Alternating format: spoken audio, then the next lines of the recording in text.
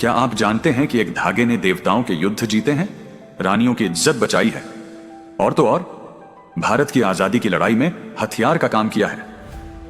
जी हां, हम बात कर रहे हैं रक्षाबंधन की। इसका इतिहास आपकी सोच से कहीं ज्यादा गहरा और रोमांचक है।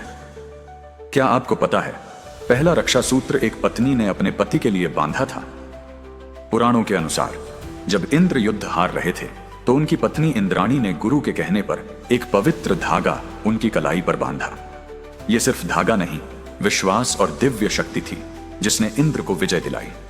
सोचिए, एक धागा कितनी ताकत दे सकता है। बंग भंग आंदोलन, जब राखी बनी आजादी का हथियार। 1905 में बंगाल के विभाजन के खिलाफ गुरुदेव रविंद्रनाथ टैगोर ने रक्षाबंधन को राष्ट्रीय एकता के प्रतीक के तौर पर इस्तेमाल करने का आह्वान किया। हजारों हिंदू और मुसलमानों ने एक दूसरे को राखी बांधी और इस अटूट एकता के कारण 1911 में ब्रिटिश सरकार को झुकना पड़ा। धागा, एक अटूट वचन। भगवान कृष्ण की उंगली से खून बह रहा था और तभी द्रौपदी ने अपनी साड़ी का पल्लू फाड़कर उनकी उंगली पर बांध दिया। उस कच्चे धागे ने सिर्फ खून बहना बंद नहीं किया, बल्कि रक्षा और कर्तव्य का ऐसा अटूट रिश्ता बना दिया जो अमर हो गया। है ना ये अद्भुत बात? रानी कर्णावती और हुमायूं, जब राखी ने तोड़ी धर्म की दीवारें। 16वीं सदी में चित्तौड़ की रानी कर्णावती ने मुगल बादशाह हुमायूं को राखी भेजकर मदद मांगी।